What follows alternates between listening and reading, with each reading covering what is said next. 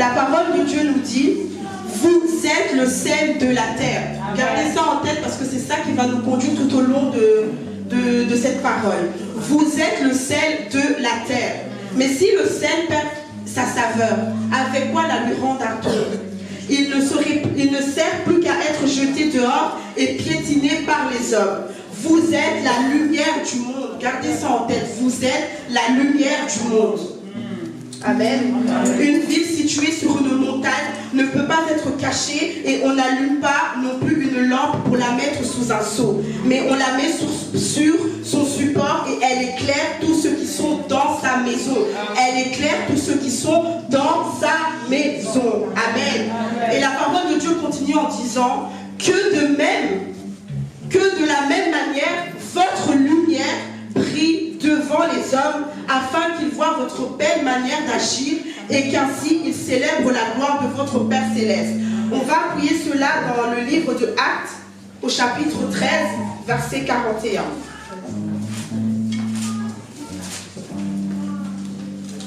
Acte 13, au verset 47, pardon. La parole de Dieu nous dit, en effet, tel est l'ordre que le Seigneur nous a donné. Je t'ai établi pour être la lumière des nations. Encore ce mot, être la lumière des nations. Pour apporter le salut jusqu'aux extrémités de la terre. Amen. Nous allons maintenant, je vais essayer un peu de planter le décor. On va essayer un peu de se mettre dans le contexte. On va prendre le livre de Actes. Chapitre 9, on va beaucoup lire, hein, mais c'est pour la gloire de Dieu, n'est-ce pas? Amen. Acte 9, donc si on regarde dans Acte 9, en fait, dans ce chapitre, on voit la conversion de Saul. Saul qui, aujourd'hui, nous connaissons sous le nom de l'apôtre Paul. En gros, Saul, c'est qui? Saul, en fait, c'est un homme qui est juif, qui est profondément pieux. Donc, il est vraiment ancré dans la loi juive. Vraiment, lui, il connaît tout. Limite, il est irréprochable. Mais maintenant, ce qui se passe, c'est que, en fait, Saul, lui qui est à fond dans la loi, qui est à fond dans les Écritures, dans la Torah, à un moment donné, il entend que les apôtres, les disciples commencent à répandre la bonne nouvelle. Donc, ils commencent à parler du Seigneur. En gros, ils évangélisent. Vous pouvez vous asseoir, hein. En gros, qu'ils évangélisent. Et lui, il se dit, mais comment ça, ces hommes, ils viennent nous parler d'un Seigneur qui s'appelle Jésus, alors que moi, ce que je lis dans les Écritures, c'est pas ça. Et donc, en fait, ce que Saul va faire, parce qu'à cette époque-là, c'est encore Saul, ce qu'il va faire, en fait, c'est qu'il va vouloir aller à Damas. Maintenant, Saul, il marche, et à un moment, maintenant, sur son chemin, une lumière lui apparaît. Et donc, on sait que c'est le Seigneur. Et le Seigneur lui dit, mais Saul, Saul, pourquoi me persécutes-tu? Et lui, tout étonné, il dit, oh Seigneur, comment ça je te persécute? T'es qui? En gros, le Seigneur Jésus lui dit, c'est mon église que tu persécutes. Parce que tu persécutes l'église, c'est moi que tu persécutes. Donc lui, il se dit, oh Seigneur, enfin, on imagine qu'il devait être paniqué. La Bible ne le dit pas, mais on imagine qu'il devait être paniqué. Et donc maintenant, à un moment, le Seigneur lui donne des recommandations. Il lui dit, tu vas aller à tel endroit, il y a un homme qui s'appelle Ananias qui va venir et qui va faire en sorte que ta vue puisse revenir, parce qu'à ce moment-là, Saul devient aveugle. Et donc la Bible nous dit, si on lit un peu plus loin, qu'il va à Damas et là il va rester pendant 3 jours. Pendant 3 jours il est là, mais ses yeux sont ouverts, mais lui ne voit pas. Alors le Seigneur va apparaître à Ananias dans une vision. Et donc le Seigneur apparaît à Ananias et lui dit, va à tel endroit parce qu'il y a un homme qui s'appelle Saul de Tarse et je veux que tu ailles et que tu puisses, en fait, au travers de toi, qu'il puisse retrouver la vue. Oh, Ananias dit, mais Seigneur, comment ça tu veux que moi j'aille voir Saul? Tu ne le connais pas. Saul, c'est celui qui nous persécute. Dès qu'il entend que quelqu'un parle de toi, il a juste envie limite de le tuer. Yes. Écoutez maintenant ce que Dieu dit dans sa parole, dans Acte 9, au verset 15. La parole de Dieu dit à Ananias, vas-y, car cet homme est un instrument que j'ai choisi. Alléluia. Pour connaître mon nom, au nom juif, au roi et aux Israélites. On se dit donc Saul, lui là, quelqu'un qui veut tuer les chrétiens, quelqu'un qui ne veut même pas entendre parler de Dieu, Dieu dit qu'il le choisit. Alors ce matin, laisse-moi te dire, jeune, si vous entendez beaucoup jeunes, toute personne ici est jeune. Maman Yuyu a dit dimanche passé que c'est la plus jeune de jeunes. On comprend que la jeunesse, c'est pas une question d'âge. Amen. C'est une histoire de mindset, c'est dans la tête. Amen. C'est une mentalité. Donc si vous entendez jeune, mettez juste vos noms à la place. Amen. Donc en gros, le Seigneur lui dit ça. Et moi, ce matin, je viens te dire, jeune, toi qui es là, peu importe ce que tu as pu faire dans ta vie, peu importe ce que tu traverses, le Seigneur t'a choisi pour être un instrument. Au travers de toi, le Seigneur veut que les nations puissent voir qu'il y a un Jésus qui existe. Qu'au travers de toi, les gens puissent voir que non, Dieu est réel. Amen. Tu vas me dire en ce matin, oui, mais moi je ne sais pas évangéliser, moi je ne sais pas, je ne suis pas appelé à être pasteur, je ne suis pas appelé à faire ce que toi tu fais, sœur consolable. Mais laisse-moi te dire que c'est le changement de Saul, de Paul, qui a fait en sorte que les gens autour de lui puissent voir. On voit qu'il est passé d'un point A, donc le persécuteur, à un point B. Donc celui qui ramène les gens au Seigneur. Amen. Donc en ce matin, peu importe ce que tu fais dans ta vie, peu importe si tu es là en ce matin, c'est que le Seigneur t'a attiré. Peut-être que quelqu'un t'a invité, mais cette personne ne t'a pas invité parce que tu aurais pu décliner l'invitation. Tu aurais pu te dire non, je n'y vais pas, mais tu es venu. Ça veut dire que dans ton cœur, il y a quelque chose et que Dieu veut faire quelque chose au travers de toi. Laisse-moi te dire que comme j'ai dit, tu n'as pas besoin de crier haut et fort que Jésus, vous êtes comme frère Charlie aime le faire. Moi, personnellement, j'ai pas ce courage. Aller dans le métro, Jésus vous aime. Des fois, il me dit accompagne-moi. Je l'accompagne, mais des fois, je suis dans mon cœur, Seigneur, aide-moi. Soutiens-moi seulement, je vais être un soutien pour lui, mais je ne suis pas tranquille comme ça, je vous dis la vérité. Mais le Seigneur ne nous demande pas que de faire ça. Lorsque le Seigneur nous dit de parler de lui, c'est premièrement au travers de notre changement. Amen. C'est notre changement premier qui est censé dire que nous sommes chrétiens. Moi, j'aime dire qu'une personne n'a pas besoin de parler et dire je suis chrétien pour que les gens autour de lui voient. Moi, je dis une personne doit être chrétien. Et c'est comme ça que les gens autour de vous vont voir que Dieu est Dieu. Amen. La parole de Dieu nous dit, dans Matthieu 12, 33, on reconnaît un arbre par ses fruits. On reconnaît un arbre à ses fruits. Vous voyez, en hiver, vous voyez que les arbres, ils n'ont pas de feuilles. Mais lorsque tu arrives devant un pommier, tu ne peux pas te dire ça, c'est un pommier. Tu dois attendre le printemps, que les fleurs, que les feuilles viennent. Tu dois attendre l'été, que les pommes poussent pour te dire, ah là, c'est un pommier parce que je vois une pomme. C'est de la même façon que toi qui es chrétien, tu n'as pas besoin de dire, je suis chrétien. Ton attitude doit témoigner que tu es chrétien. Amen. Amen. Je prie vraiment ce matin qu'une personne ici puisse témoigner juste au travers de qui il est, au travers de sa façon de parler, au travers de sa façon de se comporter. Alléluia. Amen. Le Seigneur fait ce changement en nous, comme je l'ai dit, pour pouvoir toucher les gens. Amen. Amen. Pourquoi il veut toucher les gens? On peut se dire que Christ est venu, il a vécu sur terre, je crois, 33 ans, si je ne me trompe pas, mais il a eu que 3 ans de ministère, comme l'a dit une servante le week-end passé.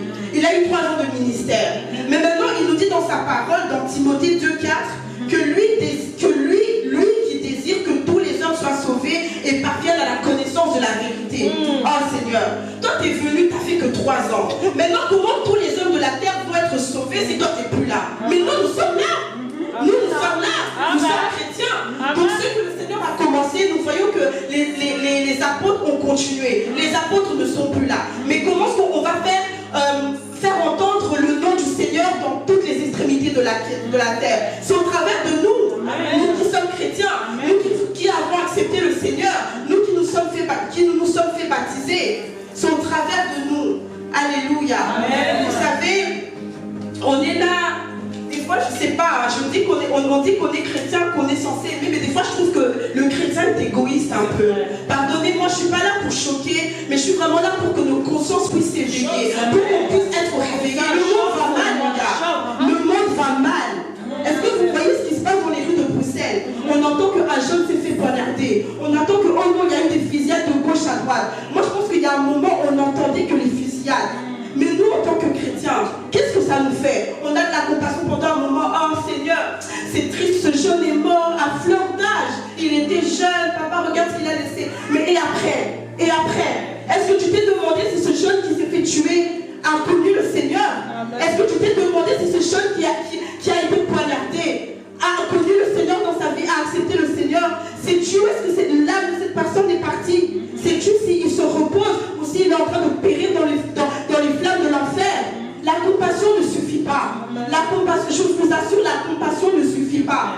La parole de Dieu nous dit dans Acte 7 au chapitre 34, on va le lire, si vous me permettez. On va relire ça, on va changer Égypte en Belgique. J'ai vu la souffrance de mon peuple en Belgique.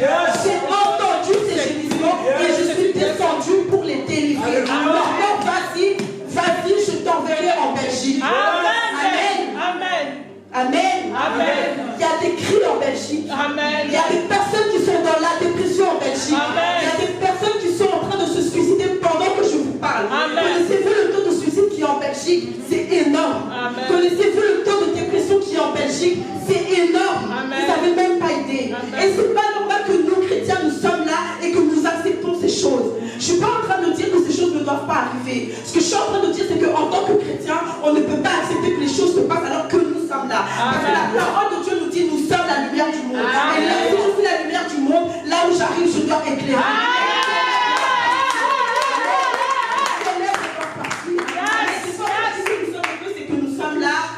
On est étudiants, on prie le Seigneur pour avoir le diplôme. Oh Seigneur, aide-moi, je veux le diplôme. Tu as le diplôme, mais ça ne suffit pas, il faut le travail. Tu pries le Seigneur, tu jeûnes, tu vas même dans des montagnes, tu fais des retraites pour avoir le travail. Le Seigneur te donne le travail, et après, tu as le travail. Est-ce que ça s'arrête là? Non, parce que l'être humain est éternel insatisfait.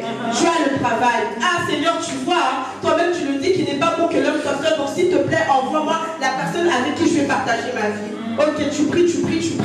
Le Seigneur te fait grâce, cette personne arrive. Et après, ça s'arrête là? Non. Il faut que tu aies des enfants. Parce que la société te dit qu'un couple marié, il faut qu'il ait des enfants. Et nous, dans notre communauté africaine, c'est si tu te maries, c'est inconcevable de ne pas faire d'enfant. Donc tu vas prier, tu vas demander au Seigneur qu'il puisse te donner un enfant. Tu as un enfant, ça s'arrête là? Non. Pour certains, oui, mais pour d'autres, non. Tu pries le Seigneur pour qu'il te donne encore la deuxième, un troisième, il y en a qui vont même jusqu'à 10.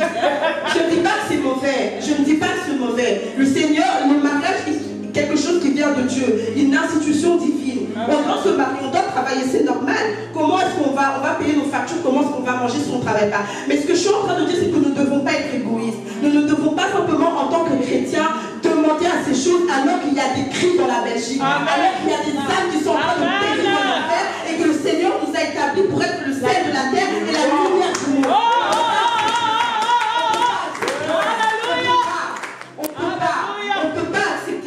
Nous sommes là, nous prions que pour nos vies, nous prions que pour nous, mais le Seigneur nous a pas envoyés sur terre que pour ça. Oui, c'est ça, il y a ça, mais ce n'est pas que pour ça. Dans ta famille, il y a la haine, il y a la division, mais toi tu es là en tant que chrétien, tu ne bouges pas. C'est vrai. Dans ton mariage, les choses vont mal. Tu vis seulement d'apparence pour montrer aux gens que tout va bien, mais on sait que dans ta maison, ça ne va pas. Ça ne se limite pas à ça. Tu viens, tu pries, Seigneur, aide-toi, que mon mari, que ma femme, etc. Ça ne se limite pas à ça. Pendant ce temps, les gens sont en train de mourir. Vous savez, il y a des personnes qui se suicident. Et jusqu'à la dernière seconde, ils attendent que quelqu'un vienne. Que quelqu'un vienne les secourir. Et quand tu es chrétien, tu pries simplement pour ton mariage. Tu pries simplement pour tes enfants. C'est pas mauvais tout ça. Je suis pas en train de dire qu'il ne faut pas le faire. Mais c'est pas tout. C'est pas tout. Tu as plus que ça. Et nous sommes le sel de la terre. Nous sommes la lumière du monde. Notre lumière doit prier. Alléluia.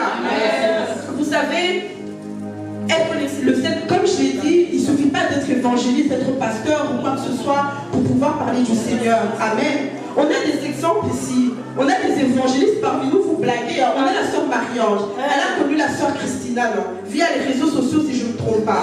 Amen. C'est ça. Christina, elle a parlé avec Christina. Christina est venue. Elle a entendu la parole de Dieu. Elle a accepté le Seigneur. Elle a donné sa vie au Seigneur. Elle s'est fait baptiser. Ça ne s'arrête pas là. Christina est rentrée chez elle à la maison. Sa maman, Rita, voyait le changement en elle. Elle s'est dit, oh, mais il se passe quelque chose dans la vie de ma fille. Qu'est-ce qui fait qu'elles sont si différentes? Moi aussi, je veux connaître cette chose qui lui donne la paix. Je veux connaître cette chose qui fait en fait qu'elle puisse être différente et transformée. Elle a cherché à savoir c'était quoi. Elle est venue à l'église. Elle a écouté la parole. Elle a accepté le Seigneur. Elle s'est fait baptiser. Et aujourd'hui, elle est membre de notre église. Amen. Ça, c'est être le sel de la terre. Ça, c'est la lumière du monde. Pour qu'à leur tour aussi, elle puisse se donner au Seigneur. Amen. Ça, Philippe, on a beaucoup d'évangélistes parmi nous. Et on a le frère Richie, non? On voit toutes les personnes qui sont arrivées ici par lui. On a le frère Richie. Il a invité Benji. Bon, Benji, c'est pour les Antilles, pour vous, c'est Benjamin. Il a invité le frère Benjamin ici. Le frère Benjamin est venu. Il a entendu la parole. Il a accepté le Seigneur. Il s'est fait baptiser. Ça ne s'arrête pas là. Parce qu'ils sont le sel de la terre. Benjamin est venu. Elle a invité maman Hélène. Maman événementielle là. Maman Hélène est venue. Elle a vu, elle a dit Seigneur, ça fait longtemps que j'avais plus d'assemblée. Ici c'est ma maison. Je reste ici. Ma vie est l'évangile. C'est ça être le sel de la terre. Ça ne peut pas arrêter là. Maman Hélène vient avec ses petits-enfants qui seront les futurs prédicateurs de demain. Mais ça ne s'arrête pas là. Maman Hélène est venue. Elle a emmené sa fille Malika. J'ai parlé avec Malika. Je lui ai dit, oh, tu as une assemblée? Elle me dit, non, je n'ai pas d'assemblée. Mais ici, c'est mon assemblée maintenant parce que ma maman est ici. Mes enfants, ils sont ici. Est-ce que j'ai le choix?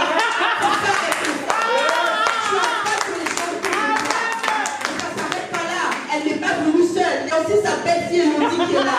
Elodie, elle est venue. Elle est partie parler avec Charlie. Elle avait un zèle. Elle a dit, moi, je travaille de la communication. Ici, je vois qu'il n'y a pas de vidéo, il n'y a pas de photo. Alors, je veux commencer à travailler dans ça. C'est ça, elle. C'est la terre. Et elle est là aujourd'hui. Nous avons des vidéos de photos pareilles. Mais il y a une personne qui a impacté une personne qui a impacté, etc. C'est ça, être le fait de la terre. C'est ça, impacter une personne. T'as pas besoin de dire oh, repentez-vous, etc. Le royaume des cieux est proche comme on le voit dans les rues de Bruxelles. Tu dois impacter par ton attitude. Amen. Tu dois impacter par qui tu es. Amen. Amen. Amen. La lumière du monde, c'est vouloir en fait que cette lumière qui est en nous puisse se répandre autour de nous. Amen. Vous savez, moi chaque matin je prie pour mon fils avant qu'il aille à la crèche. Je prie pour lui parce qu'avant que je l'inscrive à la crèche, tout le monde me disait mais tu vas le mettre à la crèche. Regarde, il se passe ceci, il se passe cela. J'ai dit, hey, je suis le sel de la terre. Mon mari est la lumière du monde. Et parce que nous sommes le sel de la terre, la lumière du monde, j'ai la mis noire parce qu'il est sous notre autorité spirituelle jusqu'à un certain âge. Alors il est aussi le sel de la terre. Alors lorsqu'il va à la crèche, je proclame. Je dis Seigneur, là où il y a des pédophiles qui voudront s'approcher de cette crèche, ils ne pourront pas parce que j'ai la mis noire.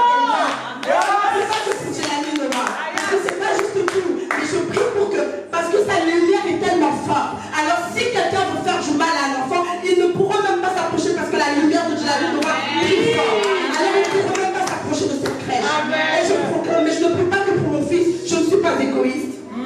Je ne suis pas égoïste parce que je ne peux pas accepter que là où le sel de la terre, la lumière du monde est, qu'un autre enfant, un autre bébé puisse subir des attouchements, puisse subir des choses. On voit des psychopathes qui viennent dans des crèches, qui disent tu voles des enfants. Je ne peux pas accepter. Que ce soit pour mon fils et pour les enfants qui sont là aussi. Parce qu'il a la lumière et sa lumière est forte, alors une personne mal intentionnée ne peut pas venir. C'est ça, être le sel de la terre, être la lumière du monde.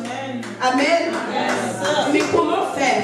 Comment faire pour être ce sel, pour être cette lumière? Il y a eu le changement en toi. Tu as accepté le Seigneur. Mais maintenant, il faut que tu connaisses la parole de Dieu.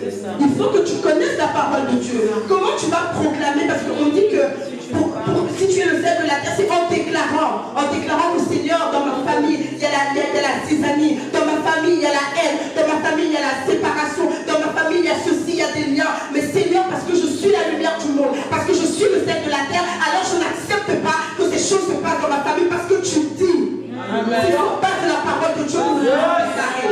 C'est sur base de la parole de Dieu que nous devons parler. Amen. Mais si tu ne connais pas la parole de Dieu, comment tu vas faire? Tu vas seulement prier, oh Seigneur, Seigneur. Non, il faut connaître la parole de Dieu. Il faut connaître la parole de Dieu. Amen. Ne sois pas ce jeune qui, tu es là avec tes amis te disent oui, mais tu sais, tu peux essayer de faire ceci, faire cela, et toi tu dis, bah ok, de toute façon, c'est vrai que fumer, boire, c'est pas un péché. Hein. En soi, la Bible dit que c'est l'excès qui nuit, etc. Non. Vous savez, Christ, on nous dit dans sa parole qu'il a fait 40 jours de jeûne. Ensuite, l'Esprit de Dieu l'a envoyé dans le désert. Et dans le désert, il a été tenté par le Satan. Mais vous pensez que Satan est venu en lui disant quoi? Il est venu juste en le tentant par ce qui avait été écrit dans la parole de Dieu. Il n'est pas venu le tenter en disant autre chose. Et c'est par la parole de Dieu même que le Seigneur Jésus a pu faire fuir Satan loin de lui. Parce qu'il connaissait la parole de Dieu. Alors je veux que tu sois ces jeunes, que même si tes amis autour de toi te disent, oh tu sais, tu peux juste essayer de fumer, tu peux juste essayer, en soi la Bible ne condamne pas cela, parce qu'en soi c'est l'excès qui nuit. Toi tu vas être ce jeune qui va dire c'est vrai. La Bible de Dieu ne condamne pas de boire, parce que c'est l'ivresse qui nous éloigne de Dieu. Mais je veux que tu sois ce jeune qui dise, la Bible dit, tout m'est permis, mais tout n'est pas gratuit. Tout m'est permis, mais tout ne permet pas. Sois ce jeune-là. Sois ces jeunes-là. Tu es censé être la lumière du monde. Les gens autour de toi ne peuvent pas t'influencer. C'est toi qui dois influencer. C'est toi qui dois influencer.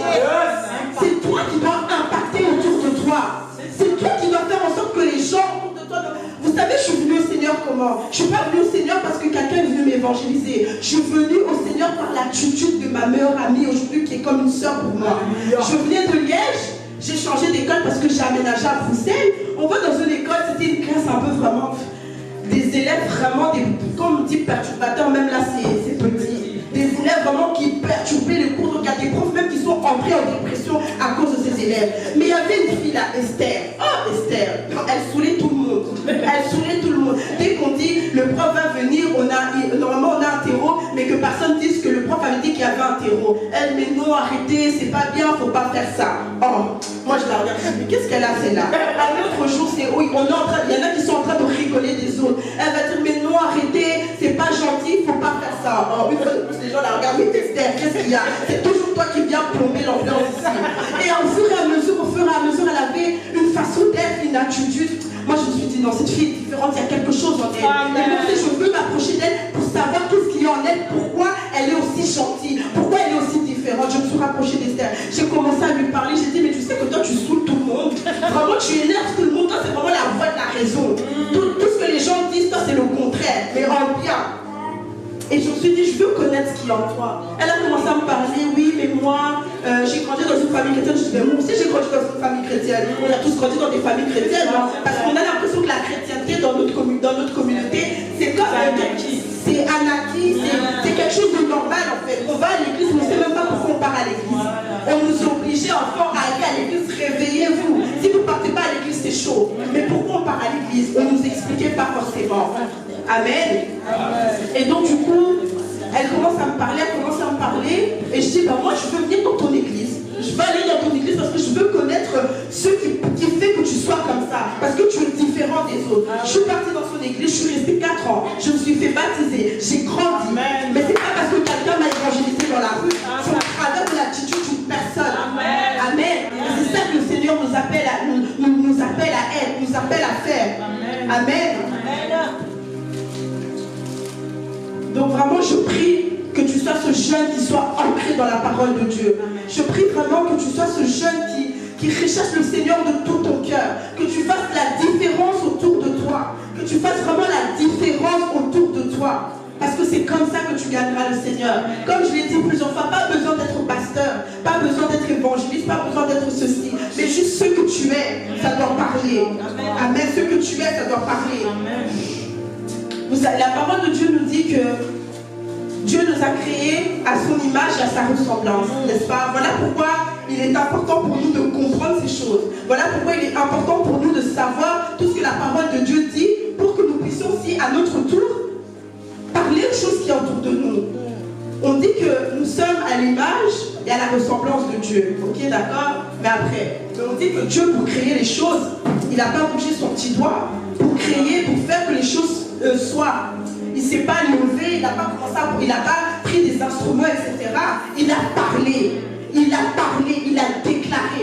Et toi, le Seigneur te donne ce pouvoir. Le Seigneur te donne cette autorité de parler aux choses autour de toi. Toutes choses ont des oreilles. Si tu me dis que tu as crié tout en parlant, il a dit aux ténèbres que la lumière soit, les ténèbres sont parties, la lumière est arrivée.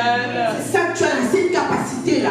Tu as cette capacité de dire, Seigneur, il y a des malades autour de moi. Mais si je suis le sel de la terre, je suis la lumière du monde, je n'accepte pas qu'il y ait des malades autour de moi. Parce que ma lumière doit briller afin que les malades qui sont autour de moi puissent guérir. Je ne dis pas que les maladies disparaîtront. C'est pas ce que je suis en train de dire. Malheureusement, ce monde va de mal en pire. Et ça sera comme ça. Les choses vont aller de mal en pire. Mais c'est pour que la parole que Dieu nous a laissée puisse s'accomplir. C'est ça. Malheureusement, il y aura des guerres de plus en plus. Il y aura de plus en plus des atrocités sur cette terre. Mais ce que je suis en train de dire, c'est qu'on ne peut pas accepter que ces choses se passent et que des personnes meurent autour de nous sans avoir connu le Seigneur, sans avoir entendu parler de Dieu. Parce que nous sommes censés aller propager la parole du Seigneur. Nous sommes censés, le but du Seigneur, c'est quoi? Comme je vous l'ai dit, c'est que tout homme soit sauvé et qu'il parvienne à la vérité.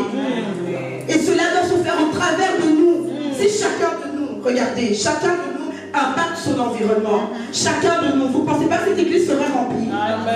Si chacun de nous impacté par son attitude, par son comportement, cette assemblée serait remplie. Il n'y aura pas de discorde dans nos familles, toutes ces choses-là, non. il y aura peut-être la maladie, mais ces personnes auront l'assurance qu'il y a un Seigneur. Et que même si la maladie les prenne, elles savent qu'elles vont aller se reposer auprès de leur Créateur. C'est de ça qu'il s'agit. C'est de ça qu'il s'agit. Alors vraiment, je prie pour que, en ce matin, nous ne puissions pas être des personnes égoïstes, mais que nous puissions penser que Seigneur, si tu m'as appelé, si je te connais, si tu me fais la grâce d'être dans ta maison, entendre ta parole, c'est parce que tu as un but. Alors Seigneur Jésus, aide-moi. Aide-moi. Je ne peux pas accepter que là où je pars au travail, il n'y a que des querelles, il n'y a pas de paix. Non, je ne peux pas accepter. Moi étant le sel de la terre, moi étant la lumière du monde, je ne peux pas. Je ne peux pas accepter que dans mon école, il y a des personnes qui maltraitent d'autres personnes. Il y a des personnes qui, vous savez, il y a des enfants qui vivent comment on appelle ça, des harcèlements scolaires. Et malheureusement, des fois, les parents ne le savent même pas. Mais comment c'est... Je ne suis pas en train de blâmer les parents. Étant moi-même maman, je ne peux pas blâmer un parent et dire que si un enfant s'est détourné, c'est la faute du parent. Non. Parce qu'en tant que parent, on veut le meilleur pour nos enfants. En tant que parent, on se bat pour donner la meilleure des éducations à nos enfants. Mais on doit se battre sur base de quoi? Sur la parole de Dieu. On doit prier, Seigneur, révèle-moi. Tu ne peux pas accepter que ton enfant vive des injustices à l'école, de l'harcèlement scolaire, et toi tu es là. Il y a des personnes qui se suicident. Les parents n'ont rien vu. Ils disent, même pas les parents, mais les gens autour, même les amis, n'ont même pas vu qu'il y avait des signaux d'alarme. Ils ne voient même pas qu'il y a des signaux d'alarme ou toutes ces choses. C'est pas normal. Nous chrétiens, nous sommes là. Si tu es chrétien, tu es là. Il y a des personnes qui vivent des choses difficiles. Dieu peut te le dire. Dieu peut te dire de prier pour cette personne, de déclarer que là où il y avait des envies suicidaires, que là où il y avait des troubles, parce que tu es là, cette personne va changer sa façon de penser. Parce que tu vas le condamner par ta lumière qui brille. Amen. En ce matin, prends conscience de qui tu es. On l'a vu à la convention de la femme. Il est important que tu saches qui tu es. Vous savez, vous ne pouvez pas vaincre l'ennemi ou les choses comme ça si vous ne savez pas qui vous êtes. Un avocat ne peut pas aller défendre quelqu'un qui a fait quelque chose de grave si elle ne connaît pas ses capacités d'avocat. Il y a des avocats qui sont là et qui plaident pour des meurtriers. Et ils gagnent aussi le procès. Mais parce que ces avocats connaissent leurs capacités. Ils savent que si je prends ce dossier en main, j'ai la possibilité de faire ce que je ne vais pas condamner. Ça veut dire la même chose pour nous en tant que chrétiens. Nous devons savoir qui nous sommes. Fini les peuples de prier que pour le manger, pour le boire. Il s'agit de l'esprit. Je sais qu'il y a des jeunes ici. Peut-être que vous vous dites que je suis en train de dire c'est compliqué, mais je crois fermement que ce n'est pas physiquement que vous comprenez, mais votre esprit entend ces choses. Et je sais, j'ai la ferme assurance que le jour où vous serez devant ces situations, vous vous rappellerez de ce que je suis en train de dire. Parce qu'il ne s'agit pas simplement des mots, il ne s'agit pas simplement du corps, mais c'est l'esprit. L'esprit. Vraiment, ce matin, prends conscience de qui tu es. En ce matin, avant de prier, avant de déclarer, oui, parce qu'on va prier, on va déclarer. Il ne s'agit pas simplement de parler, amen, amen, on va déclarer. Nous sommes le sel de la terre, nous sommes la lumière du monde. Et nous devons faire prier notre lumière. Rien ne peut nous comparaître. Amen. Que tu arrives quelque part, on te regarde, on dit, juste à sa façon de s'habiller, elle est chrétienne. Maman Sandrine m'a raconté une histoire il y a quelques jours. Elle avait un message oral. Et il y avait elle et une autre femme qui est aussi responsable du groupe de femmes dans son église. Elles étaient en train de parler. Et puis à un moment donné, leur professeur qui leur dit, oh stop, vous deux vous prêchez pas à l'église. Vous deux, il n'y a pas quelque chose en vous. Mais c'est parce que juste à leur façon de parler, juste à leur façon de se tenir, de se comporter, les personnes ont vu qu'elles étaient chrétiennes. Et c'est ça que nous devons faire. En ce matin, vraiment, je prie pour que quelque chose se passe en vous.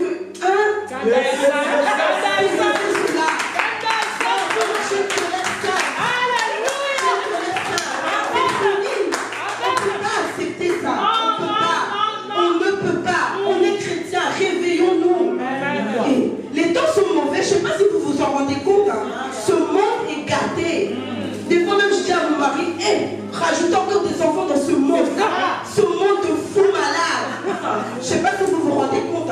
Le Seigneur a permis vraiment que nos yeux puissent être fermés malgré que nous voyons pour ne pas voir le monde spirituel qui est autour de nous. Parce que je pense que si on voyait vraiment les accidents qui nous guettent, on voyait vraiment les difficultés, tout ce qui est autour de nous, on ne sortirait même pas de chez nous.